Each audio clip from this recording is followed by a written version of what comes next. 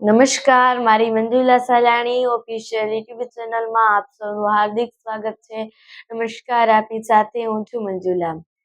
અત્યારે Iran, Israel અને America વચ્ચેનું ભયંકર અને ભીષણ યુદ્ધ ચાલી રહ્યું છે.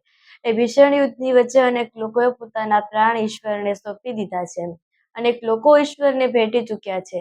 તો કેટલાક લોકો પોતાના પ્રાણ બચાવવાના પ્રયત્નો કરી રહ્યા છે, તો કેટલાક ભારતીયો પોતાના વતન પરત પણ ફરી આવ્યા. પરંતુ જ્યાં યુદ્ધો થઈ રહ્યા છે ત્યાં લોકોનું મૃત્યુ થઈ જ રહ્યું છે. પરંતુ જ્યાં યુદ્ધ નથી અને જે દેશ યુદ્ધ કરવા ઈચ્છતો પણ નથી તે લોકોને પણ ખૂબ ખતરો છે.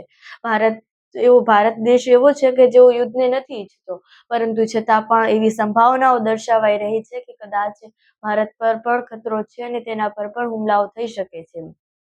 જે દેશોને યુદ્ધ પસંદ જ નથી અને જે દેશોને યુદ્ધ તરફ જવું જ નથી, યુદ્ધનો રસ્તો જ પસંદ નથી, છતાં પણ તેમની ઉપર હુમલા થઈ શકે છે ને કદાચ તેમને પણ યુદ્ધમાં જોડાવવું પડે તેવી સંભાવનાઓ છે.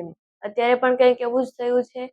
ઓમાન પાસે જે આવેલા દ્વીપ અને તે દ્વીપ પર ત્યાં જહાજો હતા. એ જહાજોમાં એક ગુજરાતના વ્યક્તિ હતા. એ વ્યક્તિનું જે પોતે કામ કરી રહ્યા હતા, તેઓ દીવના વતની હતા અને તેમનો પરિવાર મુંબઈમાં રહેતો હતો.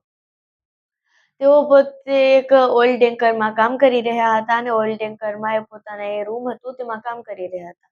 ઓઇલ ટેન્કરમાં આવેલા રૂમમાં કામ દરમિયાન એક મિસાઇલનો હુમલો થયો અને તેઓ મૃત્યુ પામ્યા. એ ઓઇલ ટેન્કરમાં માત્ર એક દીવના એટલે કે આપણા ગુજરાતી વ્યક્તિ નહીં, પરંતુ સાથે 21 વ્યક્તિઓ હતા. તેમાં 16 ભારતીય હતા, 4 બાંગ્લાદેશી અને એક યુકેનો છોકરો હતો.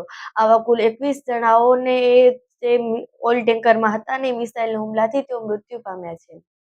એ જે વ્યક્તિઓ હતા એ 21 વ્યક્તિઓ જ્યારે હુમલો થયો ત્યારે એકબીજાને બચાવવાનો પ્રયત્ન કર્યો, પરંતુ કમનસીબે તેઓ એકબીજાને બચાવી ન શક્યા અને તેઓ પણ મૃત્યુ પામ્યા. અત્યારે માત્ર અહીંયા જ ખતરો નથી કે ત્યાં માત્ર ખતરો હોય, હિન્દ મહાસાગરમાં પણ એ મિસાઇલો છોડવામાં આવી શકે છે અને જ્યાં બધે જ દરિયાઈ માર્ગો છે ત્યાં મિસાઇલો છોડવાની સંભાવનાઓ ખૂબ વધારે છે. કારણ કે અત્યારે એકબીજાની સાથે ખૂબ ભીષણ રીતે ટકરાયા છે અને ભીષણ રીતે ટકરાયા છે તો ગુજરાત અને અન્ય જે દરિયાને લગતા રાજ્યો છે ભારતના, ત્યાં ખૂબ ખતરાની સંભાવનાઓ છે.